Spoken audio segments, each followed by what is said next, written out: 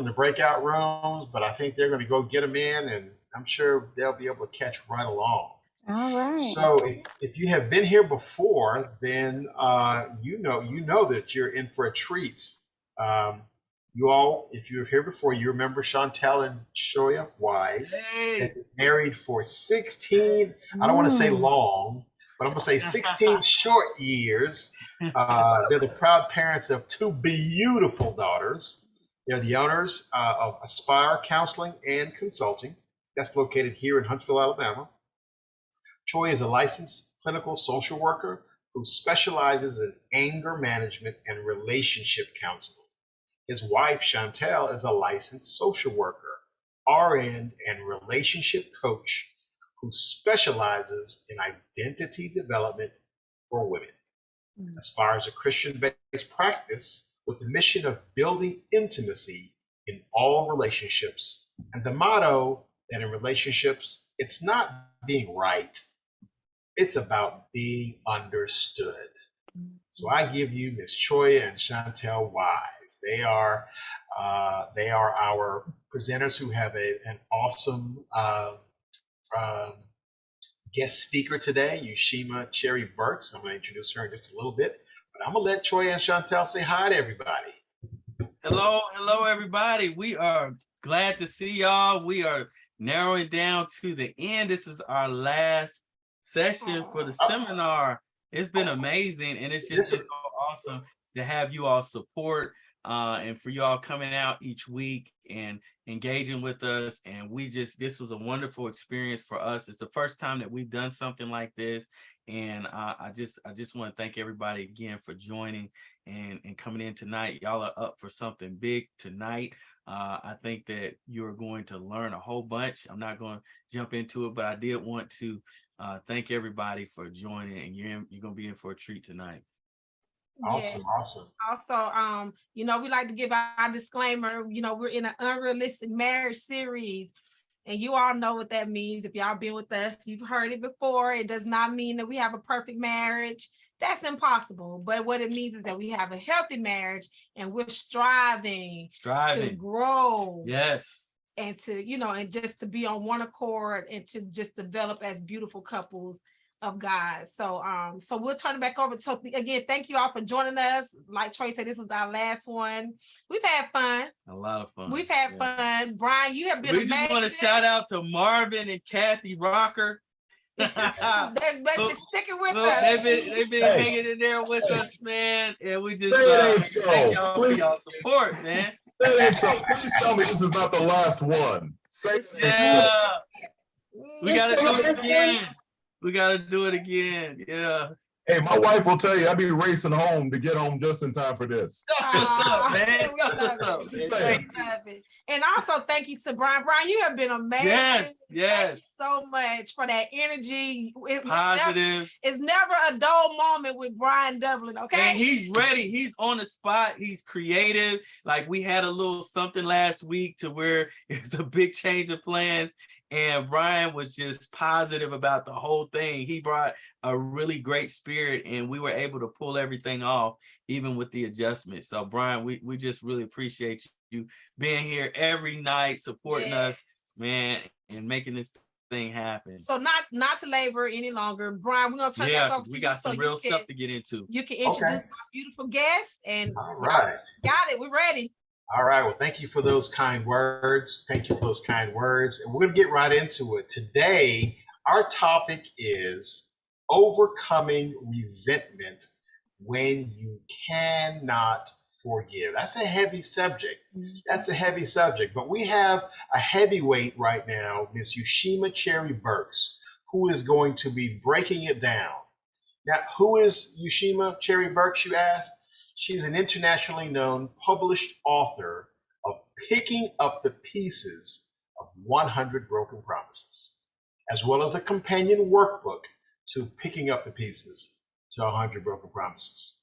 Her brand is Chatterbox Therapist, and that's a subsidiary of Year of Yushima LLC.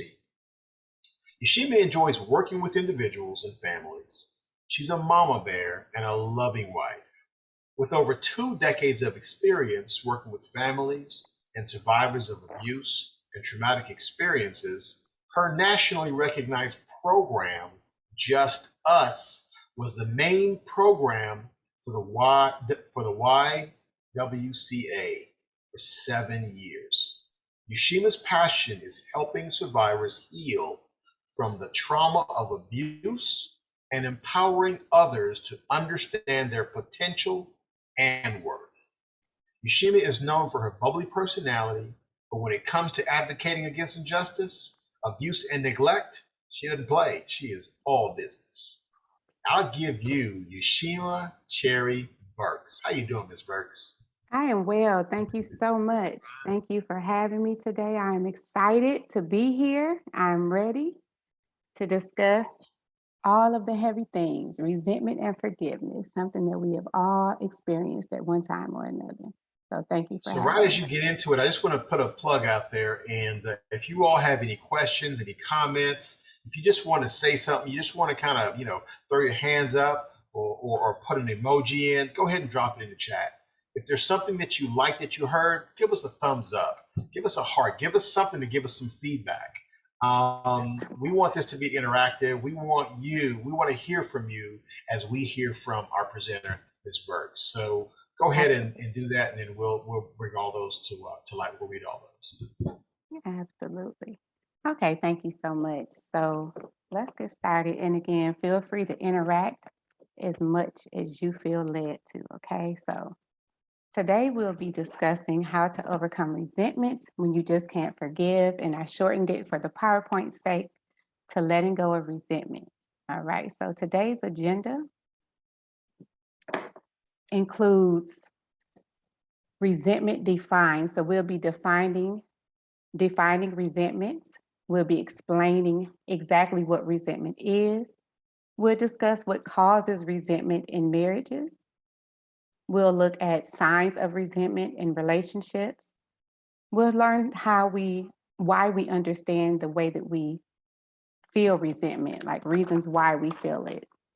We'll learn how resentment affects relationships. And last but not least, we'll actually work through the process of essential forgiveness and letting go of resentment. So I'm going to try to get through this and respect your time as best as I can.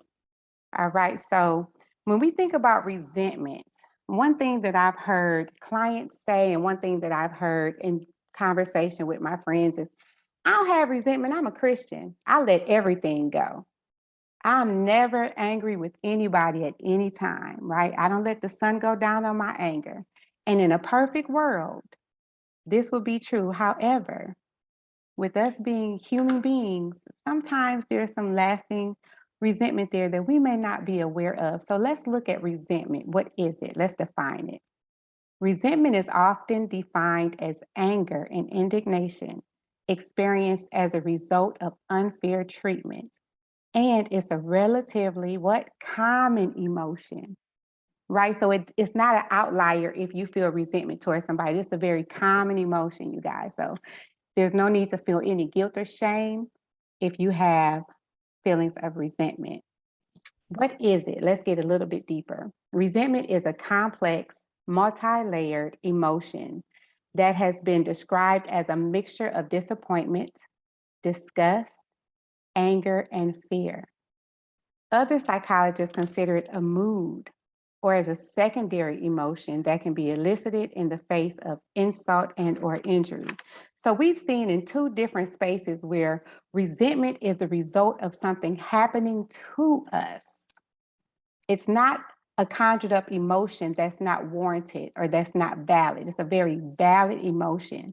It's not a healthy emotion, but it is a valid emotion. So if you've ever had an issue with it, 9 times out of 10 is because something has happened to you. So what are some reasons why there may be resentment in a marriage? Put it in the chat. What are some reasons why you may find issues with resentment in a marriage?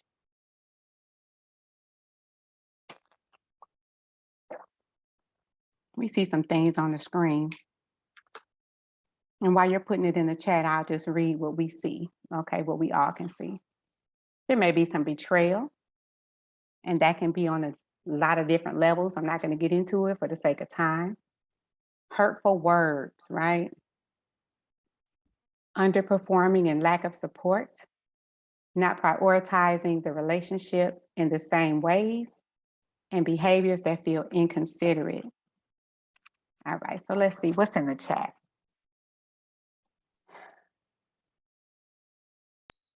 I forgot to put myself on mute. So we got a few things in the chat. You know, if your spouse lies all the time, a perpetual liar, not living up to our own expectations, spouse not being forthcoming, you know, there are a lot of things. I mean, so not doing the things we want them to do when we want them to do, you know. Sometimes you feel stuck because, you know, things just don't go the way you want them to go, and you're just mad all the time. Can't get this, can't get that. Let's see. Spouse is not allowed to pursue their dreams. Whoa, that's heavy. That's a good one. That's heavy. That's good. Yeah. Yes. So Okay. those are some of the things that pop up. Good. Thank you for sharing. All of those are very valid and very real. And that last one, we talk about that in marriage counseling, right, Choya? The Gottman method, when that unfulfilled dreams, right? That's a big one. One just slipped in. Looks like the rules only work one way. Ooh, so double standards, huh? Yes, that's a huge one. Having an expectation for your spouse and it's not being placed on the other partner, right? So one partner has to live up to a higher expectation than the other partner. And something else that I have listed are unspoken expectations and unclear boundaries. There's nothing worse than someone crossing a boundary that you've set in your mind, but they have no idea that this is even a boundary for you. And so you're just irritated and aggravated, but they have no idea that they're doing that to you. In the cases that you all are talking about, it sounds like these are some intentional issues that occur in relationships, right? Where there may be some brokenness. And so I had in one of my sessions, a couple that's been together for about 19 years. And they just lost touch with each other. They had no idea what the issue was. They hadn't gotten to the root cause before. And as we started unpacking their issues and identifying their issues, it became clear to me that resentment was one of the root causes for their lack of intimacy, their lack of connection, right? And so when they started to discuss why they have a hard time communicating, one of the partners said, you know what? She told me I need to get a real job 7 years ago. And I just can't seem to let go of that. I can't seem to move past it. And so she had no idea that this affected him the way that it did. She had no idea that this was even an issue for them. And as we continue to discuss how this made him feel, it came out that his father was very abusive, and he used to belittle him and talk about how he would never amount to anything. And so those feelings of resentment were not necessarily for his spouse, but it was a projection from the trauma that he experienced as a child, right? So he reverted back to that child when she said that. So it's very important to keep those doors of communication open if somebody offends you, even if it seems like it's something small and it seems like it's something that you'll be able to get over. So for 7 years, their relationship had just started to deteriorate, and neither one of them knew why, because they never took the time to have that conversation. It seems very simple, but when you're hurting, and no one can tell you how that should be measured, right? And so this is just one example of many. She also had some resentment because she felt like he hadn't shown up in those spaces where she needed him most, in those times that she needed him most. And someone said that the expectation was different for her than it was for him, right? And so that caused an issue when she had to always be the savior to come in and rescue and fix. But when she needed help, no one showed up, right? No one was the savior for her. Nobody but God, right? So uncovering and processing resentment creates a space for forgiveness and it completely changes the dynamic of the relationship in every aspect. All right, so it's very important. Uh-oh, I don't know what I just did. Chat. Okay. So now we're going to look at signs of resentment in a relationship. Resentment can appear in many different forms.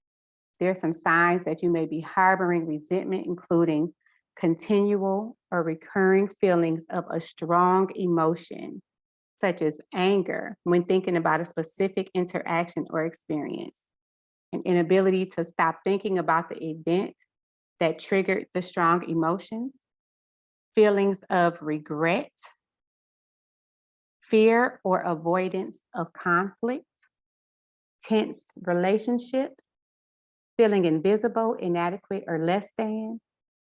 And if you harbor bitterness towards your partner, you may even express anger unexpectedly, have less empathy for your loved one, or begin to emotionally withdraw from the relationship. A lack of empathy is a huge one that I see for some of the couples that I see, just not being able to resonate with those feeling spaces that their partner may be experiencing. They can sit on their couch and cry, and you just see this dry look, like, you know, and that's that lack of empathy because of resentment that's built up over the years. And I look at it as a visual of calcification of your heart space, right? It's like you have to find a way to break that down so that that can be penetrated again.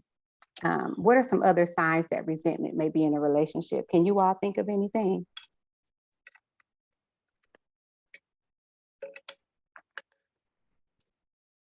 You on mute, Brian. You talking to us?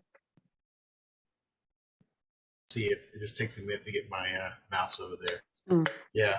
I think the one slipped in. Do as I say, not as I do, or do as I say. Yeah. And you know, you mentioned you know, what that gentleman heard years ago.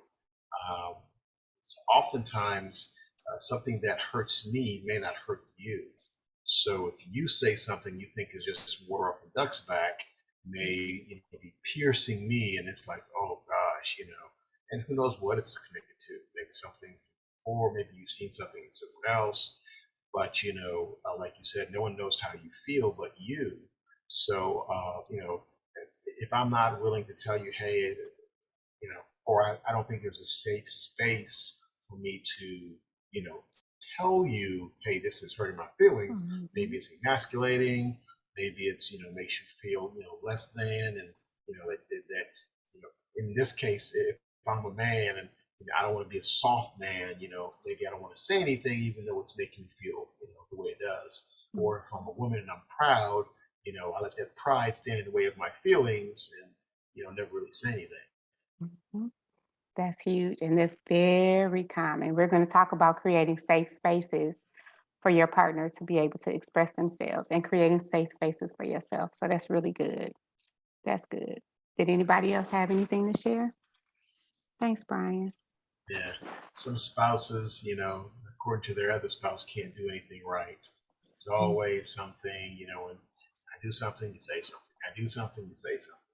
And, you know, so there may be a situation where the expectation is, I need you to do everything the way a wife is supposed to. And as long as you do that, I'm good. So I don't say, thank you, sweetheart, or that's great. I just think that's par. But every time something slips below par and you say something, it just creates a whole negative vibe, because all you hear is negative, and you never hear the positive or the things that, you know, make your marriage great. Mm-hmm. Oh, that's huge. And unfortunately, that's more common than not. As well, just taking your partner for granted and not allowing them to be human and not allowing them to have needs as well and fulfilling their needs as well.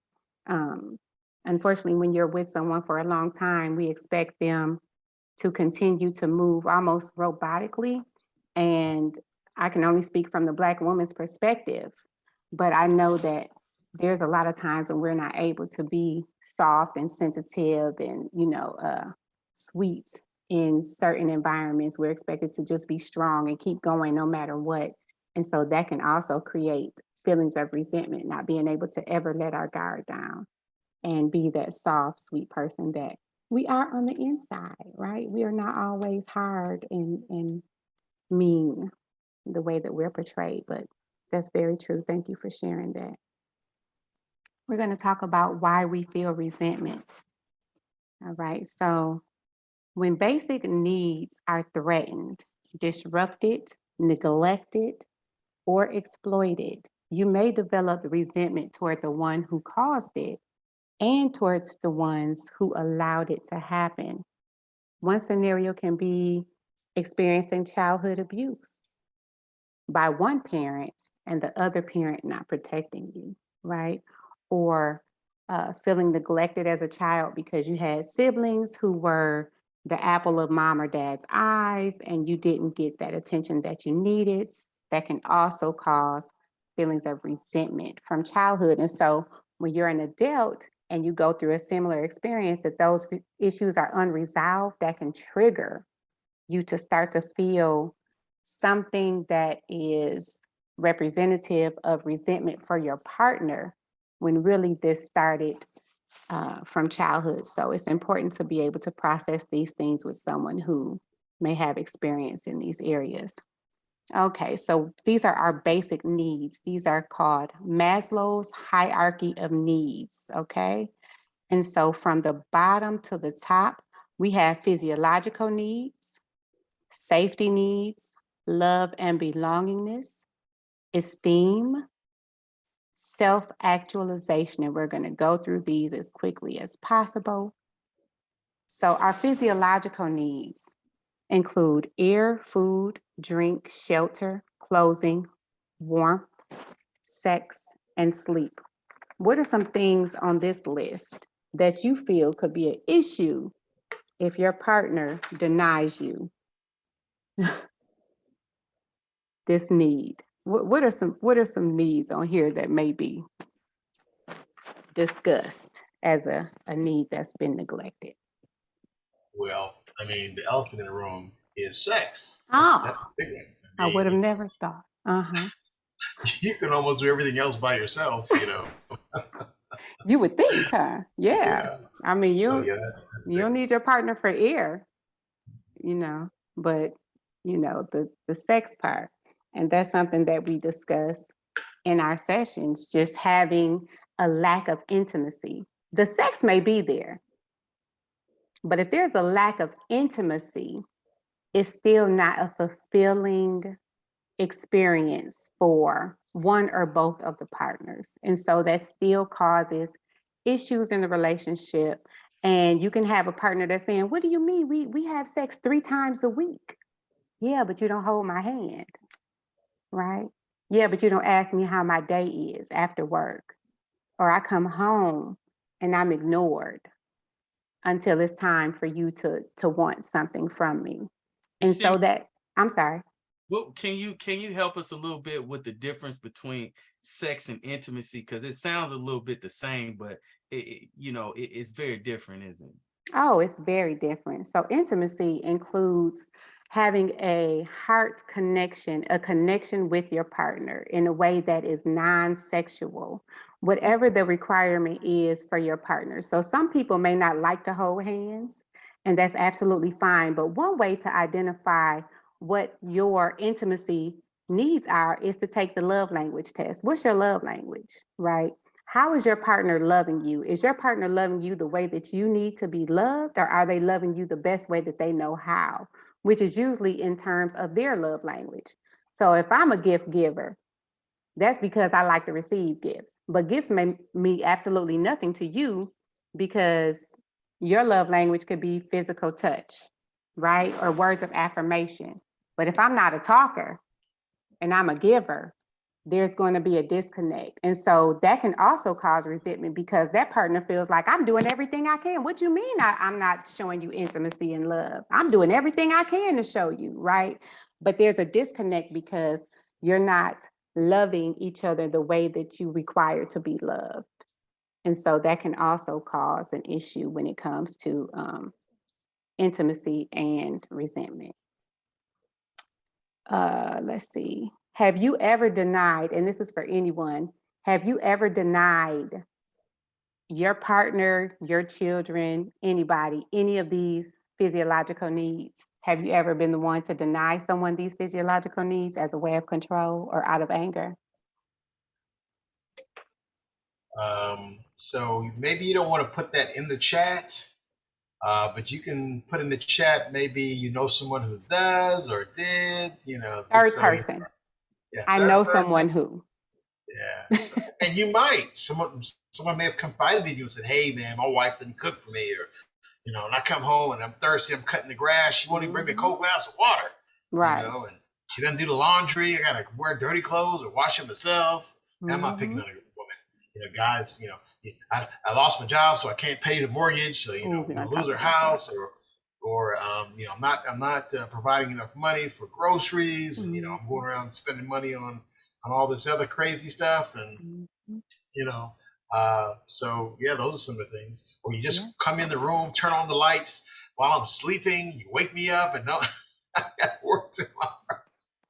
So I guess there's a couple of things, That is perfect. You literally just went down that list, Brian. I see what you did there. I see what you did. That's good, because denying your partner sleep is also a means to control that person, right? And to disrupt their peace and their tranquility. So that's actually happened in relationships, especially if you're dealing with someone with narcissistic traits, controlling you by keeping you off kilter, by not allowing you to sleep, rest, and reset is a huge issue. If you find someone waking you up out of your sleep to argue, that's the issue, but we'll talk about that more in a minute. Safety needs, all right? So safety needs include safety and security. If you want to get a little bit deeper, it says once an individual's physiological needs are satisfied, the needs for security and safety become salient. People want to experience order, predictability, and control in their lives. These needs can be fulfilled by the family and society. So police officers, school, business, and medical care. For example, emotional security, financial security, like employment and social welfare, law and order, freedom from fear, social stability, property, health and well-being, and safety against accidents and injury, right? So these are some ways that your safety can actually be threatened by having someone remove your security blanket, right? And this happens in homes where someone may lose a job, like you just said, Brian. And now we face getting our house taken, or we face eviction, possible homelessness, right? When your safety is threatened, it can cause resentment within that relationship. And it's not intentional, and it's on a subconscious level. 9 times out of 10, you have no idea that this is what you're feeling, but you just feel it, ugh, when you see this person, right? Because they are indirectly or directly threatening your safety and security, which is something that you had in agreement if you are married, right? Or if you're living together. You agreed that you would take care of this, and you're not taking care of that, right? So now I have to do more work, or we just face losing what it is that we've built in this space. This does not include someone who has made the agreement to contribute in non-financial ways, right? So if you have someone that's staying at home and this is something that you've discussed, that's perfectly fine. But having any type of abuse that can be emotional, physical, or mental abuse, that's a direct threat to what? Safety, okay, to your physical safety. A loss of income or a lack of income, a lack of stability in the home. I don't know if you've ever had to move a lot as a child. Sometimes you have military brats who feel some resentment because they have an issue with developing long-lasting relationships because they didn't have that opportunity growing up because they had to move constantly. And so they learn how to build up walls.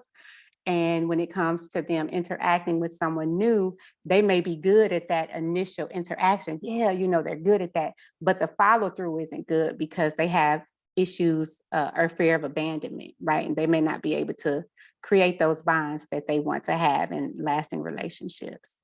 Did anyone want to add anything to safety needs without telling on yourself? You could be real discreet here. This is a safe space. I just want to let you know. Safety. So, you mentioned quite a few things, and there's some things that you don't, we may not focus on. So you may have a job, maybe you're not good at paying bills. Okay, maybe you let the insurance on the car lapse. And all of a sudden you have an accident, and now you don't have any insurance. Some things like self-discipline, just living in a way that's reckless, that puts your family or yourself at risk. And if you are the breadwinner, if you're the one that your family's depending on, those are some things that also will threaten your safety. Absolutely. Your attitude. When we were all teenagers, like, yeah, don't look at my girlfriend. But when you're old, you get out there and you put yourself in harm's way, whether you're trying to protect your wife or if you're not making wise decisions, then you may hear, yeah, I can believe he did that because he's always going off and stuff like that. One of these days, somebody's going to do X, Y, Z to him. So sometimes letting your ego, get in front of your better choices can create a safety concern for your family, as well as teaching your kids, the wrong thing that they need to see from their parent. So yeah, go to a little league game and you're cussing out the umpire and you're fighting with another parent. And, that's horrible stuff. No one wants to see you coming. And it does a number on the kids as well. Absolutely. Great points. Great points. Just had a conversation with someone. I just did a video asking, is it child abuse, or would you consider it child abuse if a child is exposed to abuse by their parents growing up, or their parents and another adult in the home?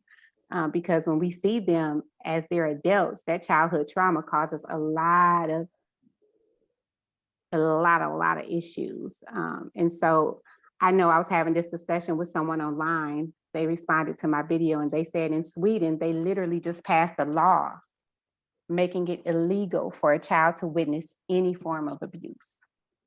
The person who exposes them to abuse, even if it's just a visual of that abuse, will be sent to jail. So I think that's a great idea. Do you see that happening in our country anytime soon? Right. I don't think so either. It's okay. We'll protect our own children the best that we can. All right. So love and belongingness needs. So love and belongingness needs, after physiological and safety needs have been fulfilled, the third level of human needs is social and involves feelings of belongingness. Belongingness refers to a human emotional need for interpersonal relationships, affiliating, connectedness, and being a part of a group. Examples of belongingness needs include friendship, intimacy, trust, and acceptance, receiving and giving affection and love. So what are some threats to love and belongingness in a relationship? What are some threats that you can put in the chat? Let's see. What do we have in the chat? Anything going on there? Safety, just physical, emotional. Okay, that was from the safety. I'll just read what the safety was. Safety is not just physical, but emotional as well. So that's right. Correct. Anybody correct. Else have anything about social and feelings? I mean, people can come in, other people can threaten your belongingness, and while it can be an opposite sex, it could be the boys, it could be the girls, it could be, my club or something that I'm a part of that you're not a part of, that I go to or that I come home to you. Oh, that's great. Yes. Oh, that's great. Friends, it can be in-laws. Triangulation can occur, right? Pitting the two couples or the two partners against each other. A lack of boundaries in a relationship from the very beginning with friends and outside people who shouldn't be involved in a relationship can absolutely cause an issue with resentment with the partner that feels that they're being slighted or they're not getting the attention and the respect that they feel that they deserve in a relationship. Yes, like you said, third parties, affairs, cheating, friendships. Like you said, clubs or anything that's taking away that attention and affection from the partner if they feel that they're being neglected. Absolutely. Another thing that can be an issue with love and belongingness is stonewalling, right? I'm not going to talk to you. I'm going to make you beg for my affection and my attention. When you talk to me, I'm going to just walk away, right? I'm going to make you chase me and buy from me. I'm going to control you by giving you just what you need, just enough to keep you hanging on. And then I'm going to shut it down, take it back, right? Because I'm punishing you or I'm just controlling you that way. So stonewalling is a form of emotional abuse, in my opinion, okay? In my opinion. And also isolating someone from their friends and family. You find that you are in a relationship, and this is not the natural isolation that occurs from just being in love, right? This is not the healthy isolation because you just want to be booed up for the first couple of months. This is the isolation where they don't love you like I do, right? Or your friends and family, they don't want you to be with me. You're going to talk to them and you know your mother doesn't like me. And that may not even be the case. Or it may be the case because they can see something in your partner that partner does not want to have exposed, right? So they isolate you as a means to control you and to get you away from the people who are trying to protect you. So good. Did anyone have anything to add to that? All right. And then again, this lack of intimacy comes up as well, right? In love and belongingness, when you feel like your partner is not fulfilling your intimacy needs, that can absolutely cause an issue. Feelings of having to earn acceptance, but never quite reaching the mark. And something I forgot to mention is gaslighting, right? Having a partner that gaslights you can cause an issue with love and belongingness, all right? So esteem needs. When we talk about esteem needs, we're talking about self-worth, accomplishment, and respect. This is the fourth level in Maslow's hierarchy of needs, and it includes self-worth, accomplishments, and respect, as I just said. Maslow classified esteem needs into two categories: esteem for oneself, which is dignity, achievement, mastery, and independence, and the desire for reputation or respect from others, which can be status and prestige, right? So Maslow indicated that the need for respect or reputation is most important for children and adolescents and precedes real self-esteem or dignity.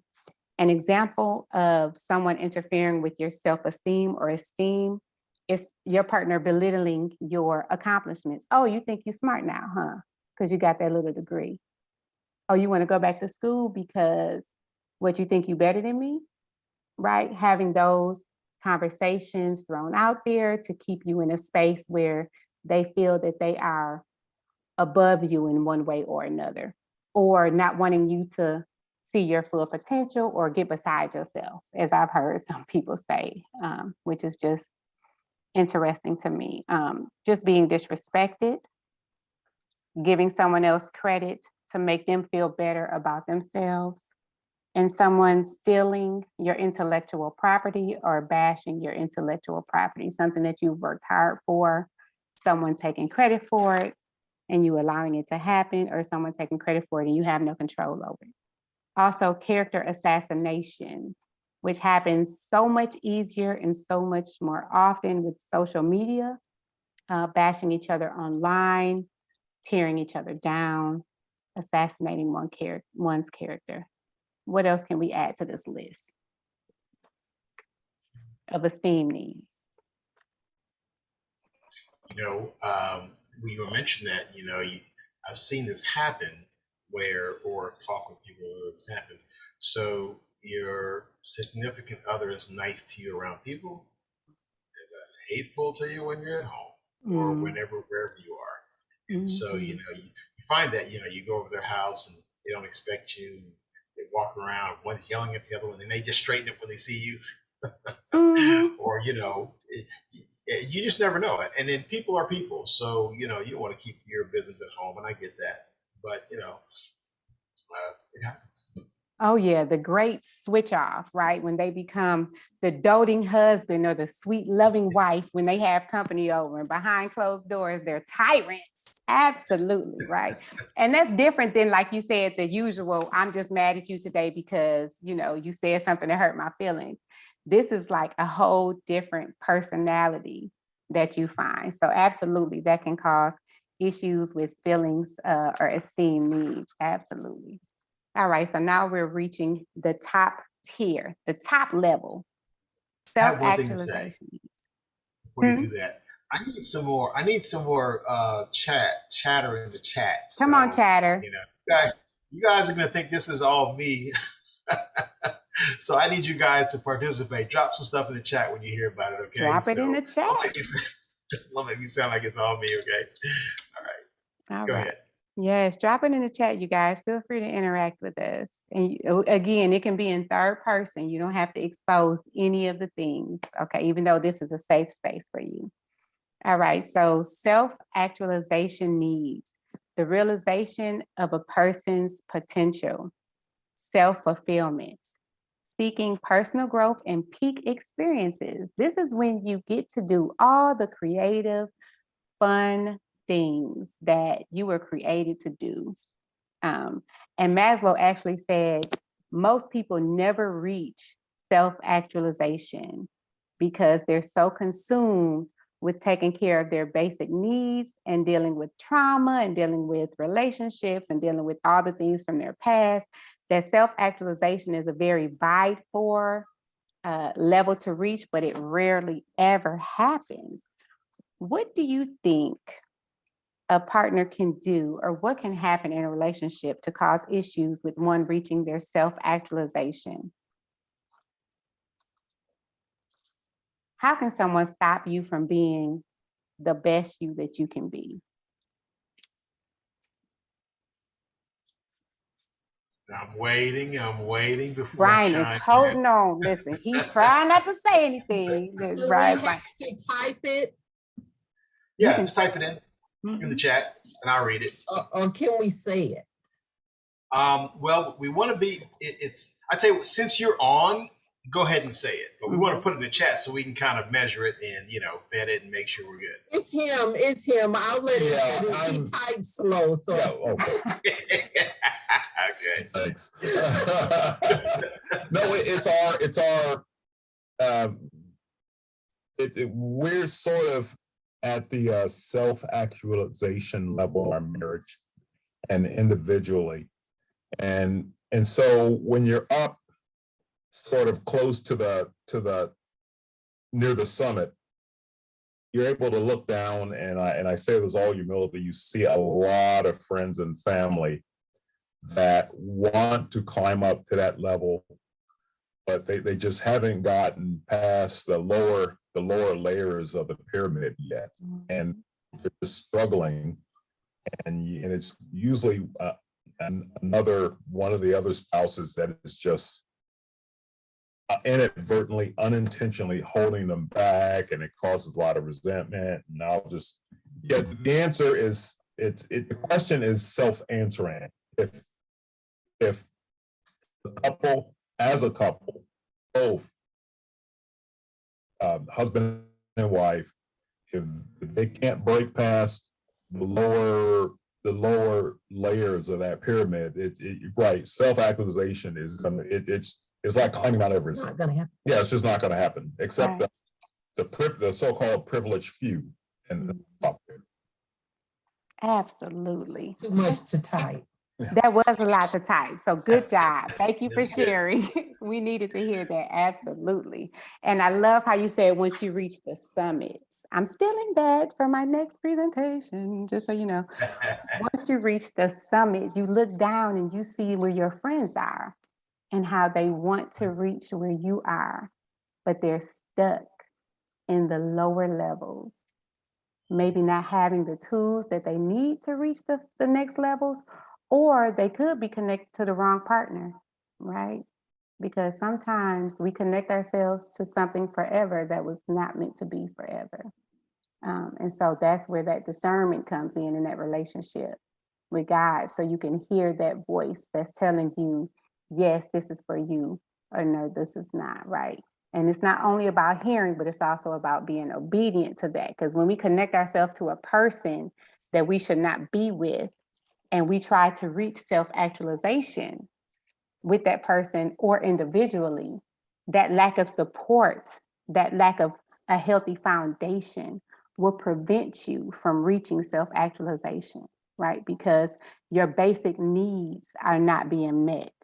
And if we were to put this in a space of believers for God, we would have faith, prayer, God, love on that bottom row with your physiological needs. Because for me personally, in my marriage, without that, nothing else matters, right? So sometimes we meet our partners at very young ages or different stages in our lives.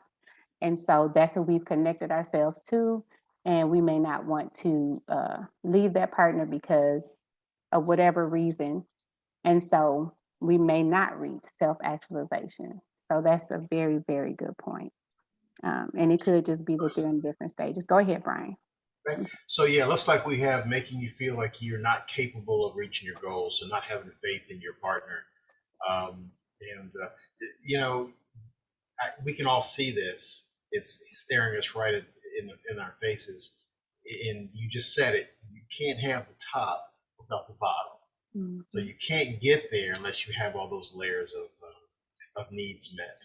And like if one of your one partner maybe isn't getting their needs met, they're not going to be able to support the pyramid to make sure that you're up there getting the self-actualizations.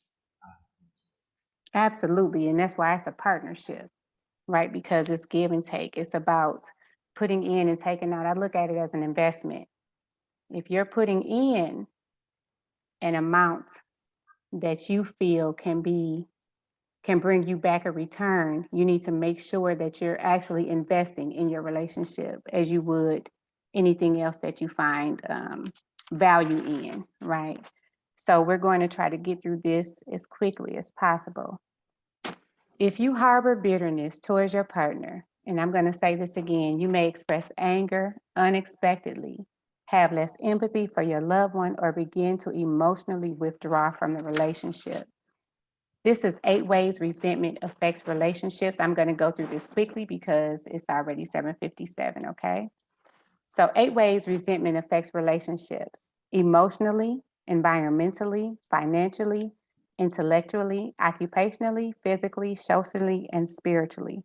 So we may not be able to stop and go through them all individually for a lack of time. However, I do want us to at least review as much as we possibly can. In our everyday lives, we function utilizing the 8 dimensions of wellness.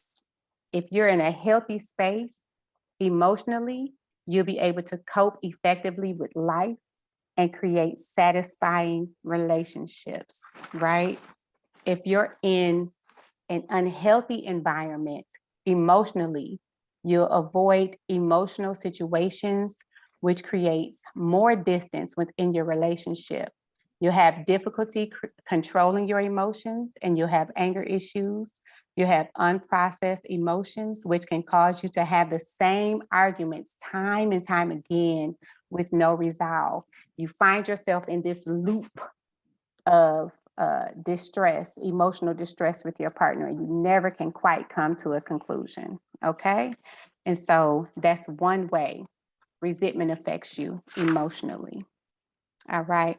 Environmentally, I don't know if you've ever been in a situation where you just are walking on eggshells, or someone walks in the room and changes the whole dynamics of the room. You can just feel the tension build, or it feels like everybody goes quiet because you walked in. It's a really tough space to be in. And if this is your space at home, it's unfortunate, because that should be the place where you can relax and be yourself the most. In a healthy space, in your environment would be good health by occupying pleasant, stimulating environments that support well-being.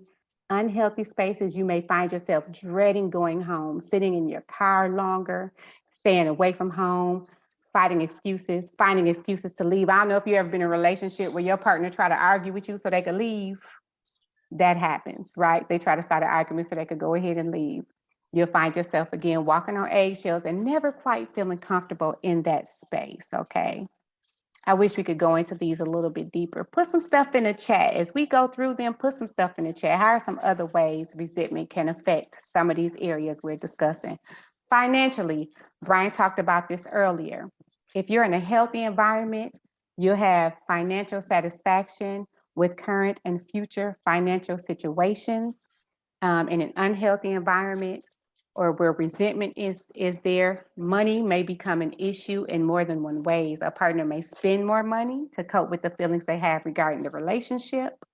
A partner may hide money or develop unhealthy ways of coping that may take more money out of the home. Brian talked about that earlier.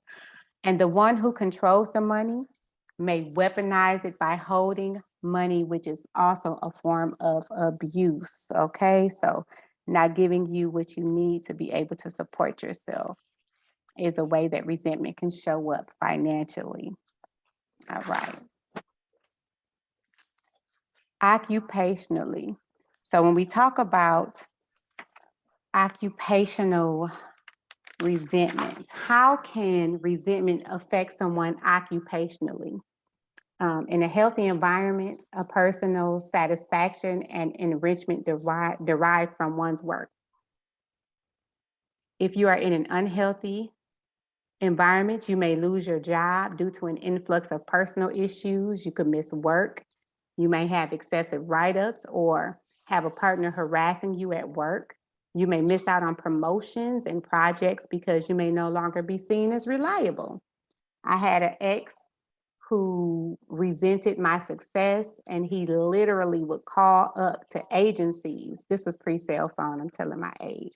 He would call up to agencies when I had speaking engagements, this is about 25 years ago, and he managed to get the vice president on the phone. And if this was not the most embarrassing time in my life, right? So they're paging me, I'm giving my presentation, I'm talking, right? And then I hear myself being paged, and he was just like, "What are you doing? Who is that guy that walked in? What? What do you mean?" He was sitting outside of the building where I was doing my presentation. I guess a guy came in. I'm in a whole different sector of the room, right? So I lost that contract, which was a very big deal for me, especially back then. So resentment can absolutely cause occupational damage in relationship, right? And so unfortunately, those things happen more often than not. All right, so physically, how do you feel resentment can affect us physically? In a healthy environment, we recognize the needs for physical activity. We have a good diet, sleep, and nutrition. If you are arguing with your partner, it's difficult for you to sleep. You may eat more, you may eat unhealthy. Resentment causes stress, which causes a host of other health issues. If you're constantly under stress, you can have physical symptoms such as headaches, upset stomachs, high blood pressure, chest pain, problems with sex and sleep, which is another issue because now you're not able to perform, and that's going to cause issues as well. Stress can also lead to emotional problems, depression, panic attacks, and other forms of anxiety and worry. Okay, and these are just a couple of ways resentment can affect you physically. Resentment can affect you socially. In a healthy environment, you'll be developing a sense of connection, belonging, and well-developed support systems. And socially, if you have a partner that has or harbors resentment, friends and family slowly stop coming by. They may feel uncomfortable and unwelcome, or they stop coming by because you've been isolated and you've isolated yourself or your partner has isolated you from them, okay? And I'm sorry to have to speed through this, but I'm trying to keep time, okay? I'm trying to get through this in the next 3 minutes, okay? 3 to 7 minutes, don't time it. All right, so resentment, go ahead. We're not out of time yet. I mean, we've got to, I think, 8:15. Oh, okay. Oh, well, good. That's just enough time for us to be able to go through this last part. Okay, so of course, resentment can affect us spiritually, right? In a healthy environment, spiritually, we're expanding our sense of purpose and meaning in life. And resentment in a relationship affects us spiritually. Anger, bitterness, and wrath creates distance between you and God, right?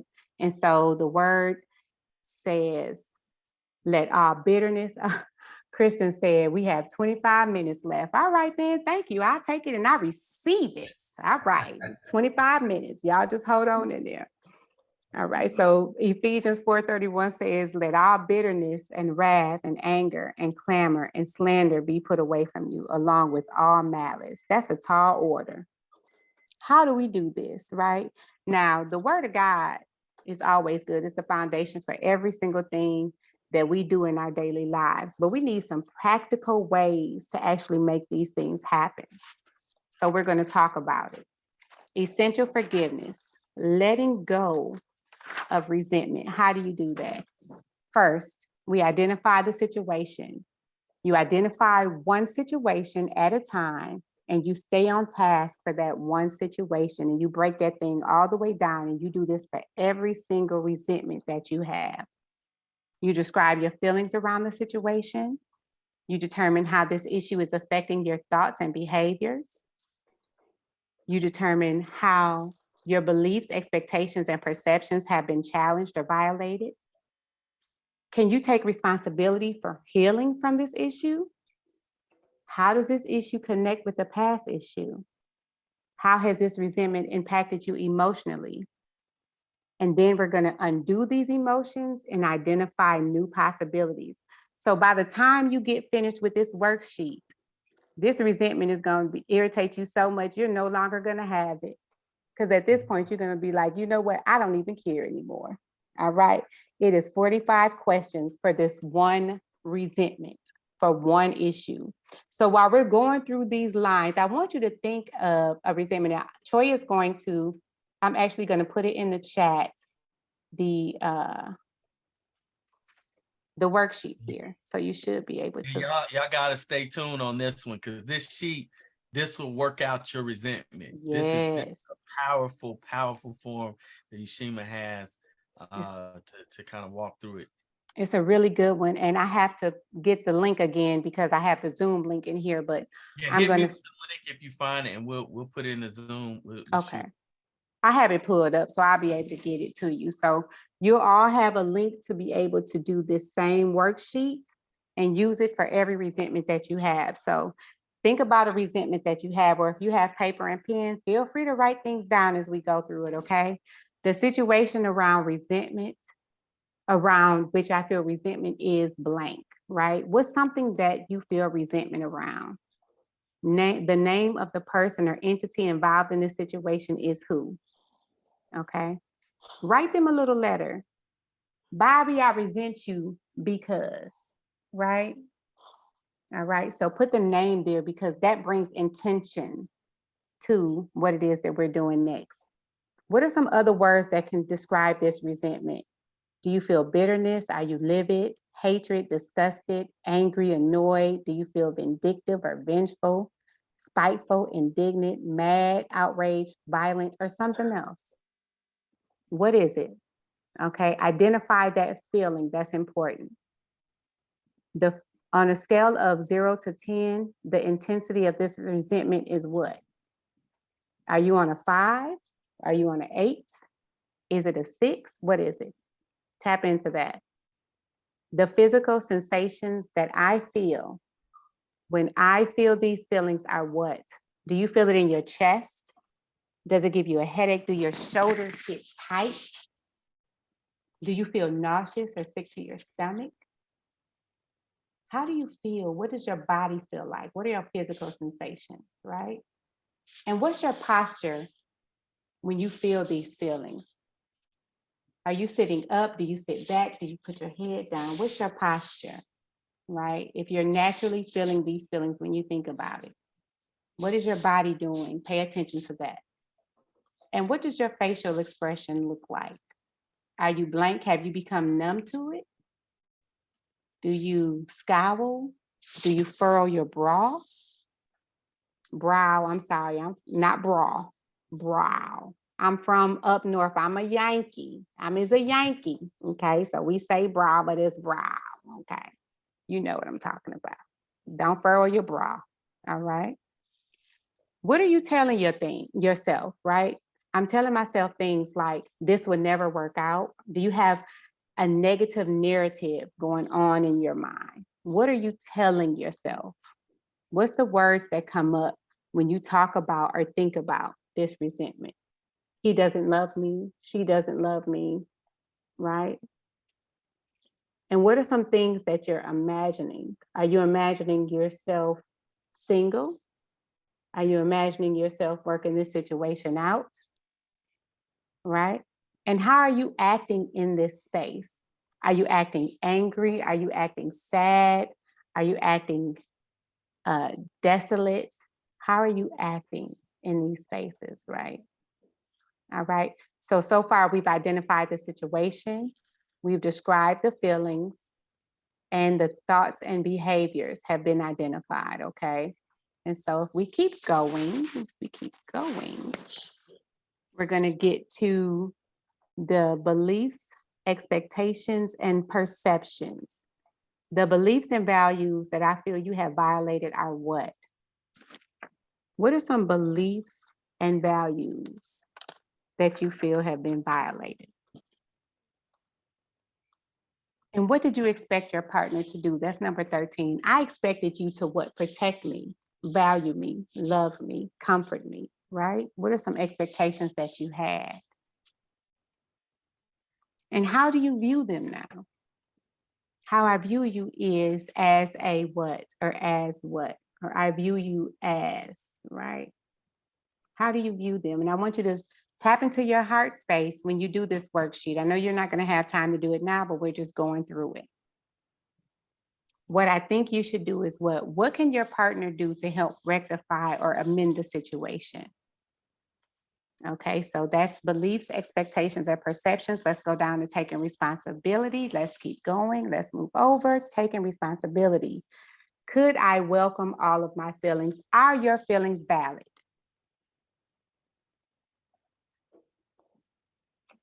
Ooh, I like that. I expect you to protect me. Brian, I'm sorry, I'm not trying to do your job. But it popped up on my screen and it spoke to my spirit. Okay, sorry. I'm gonna let you do you. But that's great. I expect you to protect me, exactly. And that's that safety, right? That's the second pyramid, the second level, Maslow's hierarchy of needs, safety and security, right? Can you take responsibility for these feelings, right? So taking back responsibility for your feelings and emotions empowers you to make the necessary changes to move forward. Forgiveness is simply accepting that something bad has happened to you and no longer requiring anyone else to fix it, but taking responsibility of fixing it yourself, right? And that's what you're doing in that space right there. Number 18, connecting the past with the present. Previous times and place where I felt similar things were when. So they give you two options here, but you can put as much as you want to on a separate piece of paper. That time when my dad told me I was worthless, right? That time when my mom said that I would never amount to anything. It took me back to that space when I was 17, or a single dad or a single mom. I would never amount to anything. And when you said that to me, that took me right back to that space. And I saw you as that person that hurt me all those years ago, right? What I made these situations mean about me was, maybe I'm not as smart as I think. You made me feel like maybe I couldn't do what I thought I'd be able to do all these years. But you can't say you made me feel like it because it's your responsibility. So you could say, I felt, right? I felt this way when you said that or did that. The core beliefs that I developed about myself and my life were. So what are some core beliefs that you have? And that's a whole nother worksheet. That's a whole nother topic. But a core belief is something that you feel in those quiet moments when your head is on your pillow and you no longer have to mask for the world. That voice that comes into your mind that tells you maybe you're not as worthy as you think you are. You're not as smart as everyone says you are. You got here by some luck, right? Those core beliefs that stop you from becoming everything that you want to become, okay? What's the impact of these emotions? Let's look into it. Let's move over. What this resentment is doing to me is what? Is it destroying you? Is it hurting you? We got 15 minutes left. Thank you, Christian. Is it harming you in any way? Is it holding you back? Do you treat your children differently?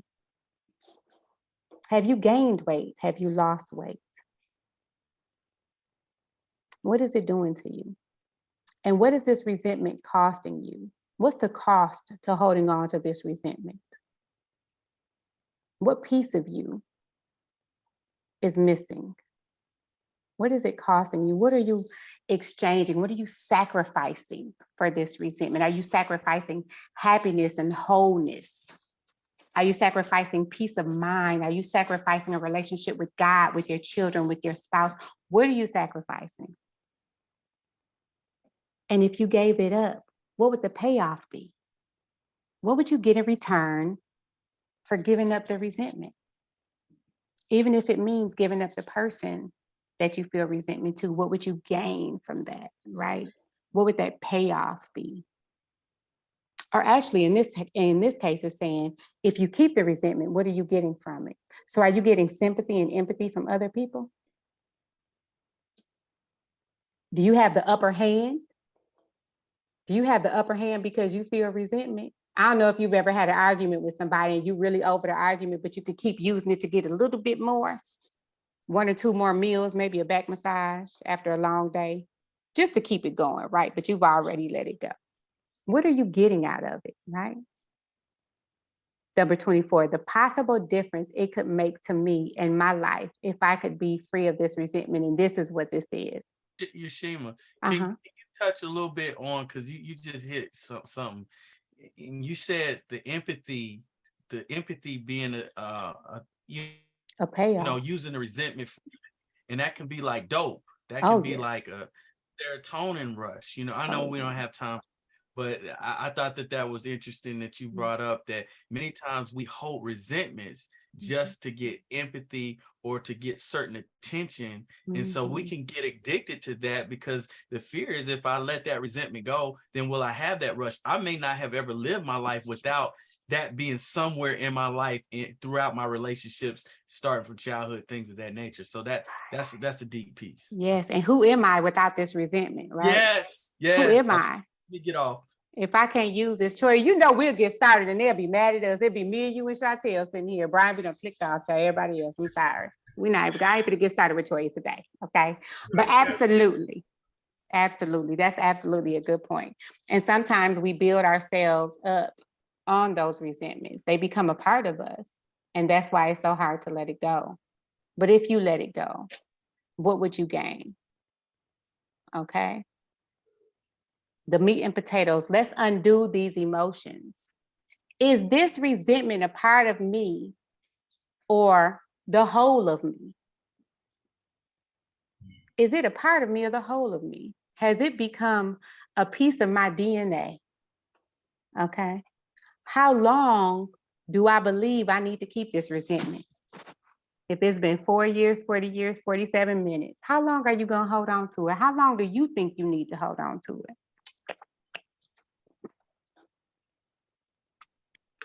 27, what do I believe needs to happen before I let this resentment go? I see something in the chat, Brian. Yeah, peace of mind to let go of resentment. I mean, that's a huge gain. When they say a weight lifted off of you, you can breathe, you can sleep, you can rest, you can feel like you're a person. I mean, you're not always looking over your shoulder.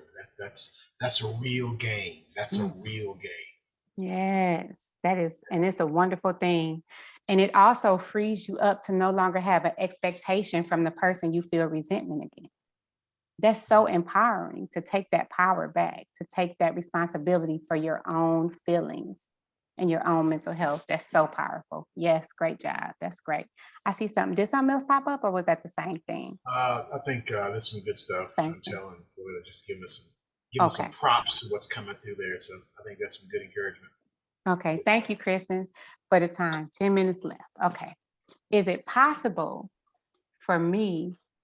Oh no, what do I believe needs to happen before I let this resentment go? So before I let it go, what needs to happen, right? And here's the reality of it. You may never get that other party to give you what you need. So I want you to look at this as what needs to happen in a space where you can create it yourself. Because the person that you have the resentment against may never be able to fulfill what it is that you need. So what needs to happen before you let this resentment go? And is it possible for me to let resentment go without this happening? So if you do have a requirement, I just want him to say sorry. I just want her to say sorry. Can you let this resentment go without that? Okay. What's your biggest fear or resistance to letting this resentment go? And we talked about this earlier with Choya, right? What if you no longer have the support that you're getting from holding on to this? What if your anger turns into a pain that you feel you'll never get out of, right? Because it's easier to be angry than to be sad and hurt. Or do you have a fear of your emotional state, right? Does any other time but now exist? Why not now? Why not now? Am I willing to let this resentment go? That's something you have to really ask yourself. Am I really willing to do this work and let it go? Because what if that answer is no? Because you feel like it's just so bad that I'm gonna hold on to this. This is my lifeline, but it's really killing you, right? So think about it. Are you willing to let that thing go? And when? Put a timeline on it. I want a date. I want a time. 6 o'clock, September 3rd. I'm letting it go. That's it. I ain't got no more for it, right? You got a couple more weeks. Are these feelings present in this moment as I write? What do you feel in your spirit as you are filling out this worksheet? And I want you to think about this when you do this later. What are you feeling in your spirit as you write? Do you feel it still bubbling up? Do you have an emotional, physiological response when you write or think about it? And what is the intensity of those feelings on a scale of 0 to 10? Okay. Let's look at some new possibilities. We're coming to the end. We're wrapping up. Let's scoot over. Let's move over. Let's move down. Okay. New possibilities. 35. If I had the power to create any other feeling in place of this resentment, I would like to feel what? And whew. It's a magic wand right there. It's a magic wand moment. Sometimes that thought's never even been considered. Right. Anything outside of this. It's Unhappiness like, and drought. what else? So, and like you said, Choy and Brian, this is a magic wand moment. Sometimes people never even consider, I could feel something other than resentment. I could feel something other than this pain that's been holding me back. What you mean? And so this is when I pull out the emotions chart. Pick one, right? We have little happy faces and little faces out. Pick one. Which one would you like to feel? And I think someone put in their peace of mind. That's usually what comes up. I just want to feel peace. Happiness is so far off. They're just like, peace, I take it, right? I just take peace at this point. Could I let that feeling in? Sometimes we are in a space where we're not even ready to receive that peace. And that's why it's so important to identify if you're really willing to let that thing go or not. Okay. When would you let that feeling in, and when would you let it in? Am I present in this moment at all to that new feeling when I think of this person's situation? Could you really find yourself, thank you, Christian, 5 minutes, in a space where you feel that emotion that you identified, even when you think about that person? Number 40, if this new feeling made a statement or had a voice in me, this new feeling might say what? what would that new feeling say to you? Well done, my child. You can rest. Thank you. I love you.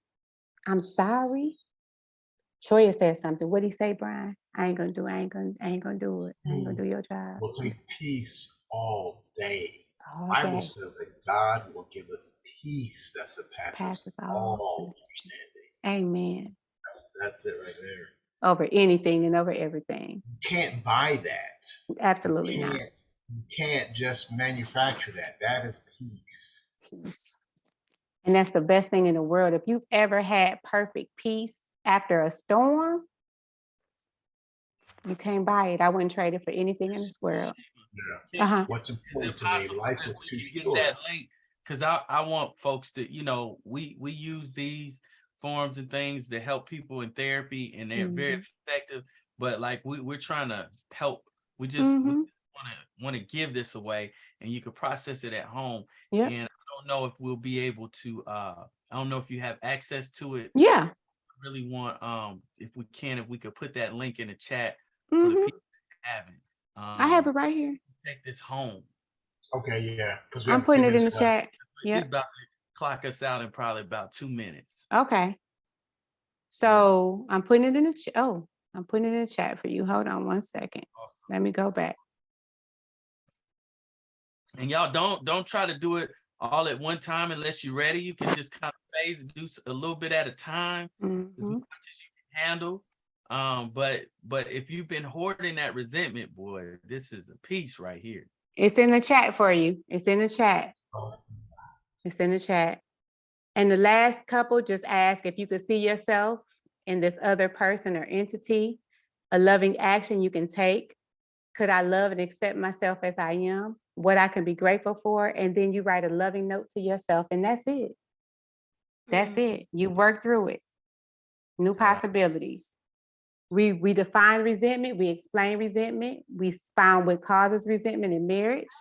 We looked at signs of resentment in a relationship. We identified why we feel it, how it affects relationships, and then we walked through essential forgiveness and letting go of resentment, and we did it on time. Look at God. Look at it. Look at it. Hey, Brian.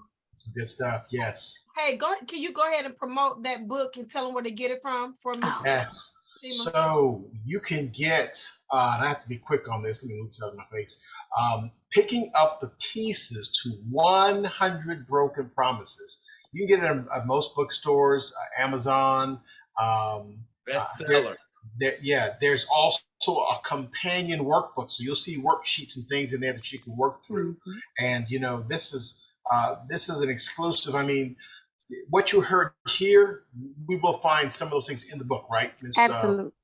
Right. So, and it's a lot more than what we had time for today. So I would encourage everyone to look it up. It's Picking Up the Pieces to 100 Broken Promises. Right, and I put it in the chat. Workbook to go with that. You're about to clock us out. Thank you all so much. Thank you. Awesome. Thank you, Yushima, for dropping that nugget. Yes. Let's go ahead and pray our way out before we lose that last minute. Would you pray for us? Just pray over us since this is our last session here. So I know some of us have been through all of them, but if you would, that'd be great. Certainly. Heavenly Father, Lord, we just thank you for the opportunity to engage with everyone who came into the group tonight, Lord. We just ask you, Lord, that you impress each and every one who has been experiencing some level of resentment. We all have it at certain levels, Lord, but I think that acknowledgement, that recognition that is present, and then just trying to work through to see how we can heal that thing up, trying to understand ourselves, understand where it comes from, and then God letting you just take control of the movements to remove it from our lives so that we can have peace, Lord. We thank you for allowing for Yushima to share this with us. Yes. Lord, we just thank you for everybody that supported and listened. We thank you for Brian. Thank you for my wife. We just ask you to give us a blessed rest of the week. In your name we pray, amen. Amen. Thank you. Amen. Awesome. Amen. Awesome. That's great. Right. So this is week 8. Is that right, Choya? Yeah, this is the final week that we did it. Good job, you Yeah. guys. Yay. Yes, we did it. Couldn't have done it without. And we're going to Brian. have these unrealistic marriages. We are not going to let the devil draw a wedge That's in right. between a marriage. The Bible says, what